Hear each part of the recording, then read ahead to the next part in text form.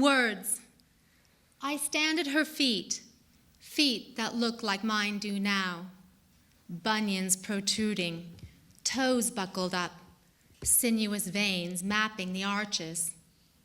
She lies prone on top of the bleached white sheets. Her gown reaches the top of her knees.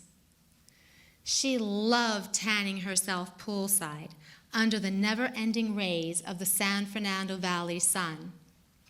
Sometimes there would be a drink in her hand, a champagne flute, bubbles dancing around a slowly dissolving sugar cube, or a martini on the rocks with a green olive, soaking up gin, a pimento stuffed olive, waiting for me.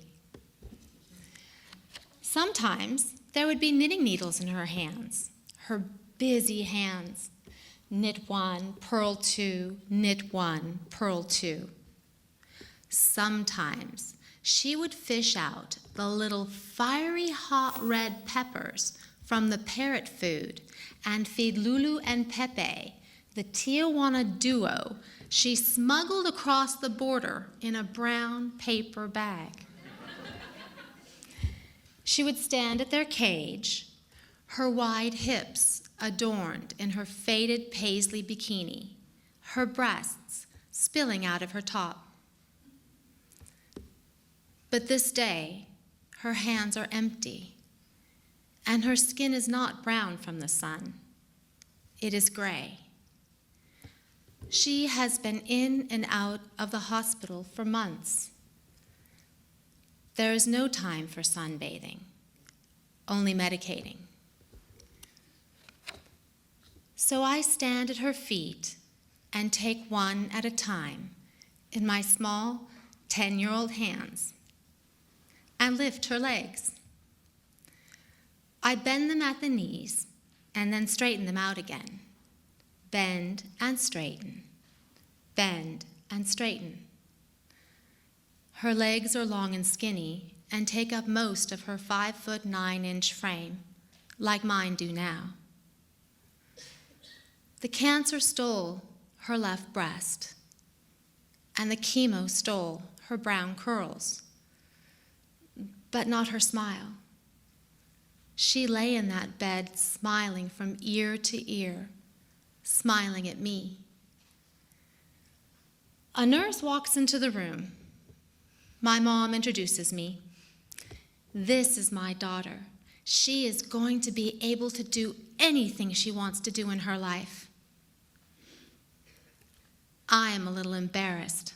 I'm 10. I don't believe in myself.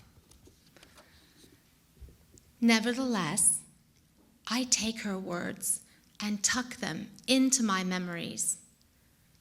I will carry them with me my entire life. Precious words, each one like a priceless gemstone. She believed in me.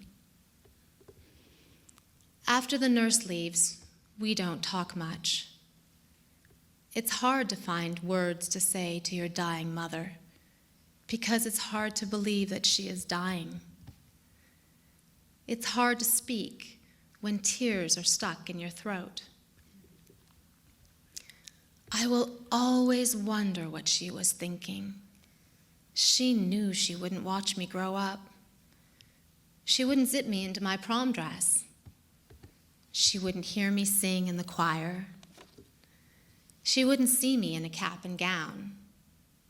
She wouldn't watch me walk down the aisle to the love of my life. She wouldn't look into the dreamy brown eyes of her granddaughter, her namesake,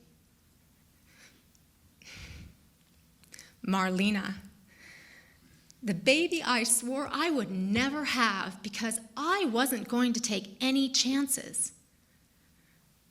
What if I got breast cancer and left my child motherless? I am 47. I have lived 2 more years than my mother had. I have had 5 more years with my daughter than she had with me. I still hear her words she spoke to me that day in that unforgiving hospital room.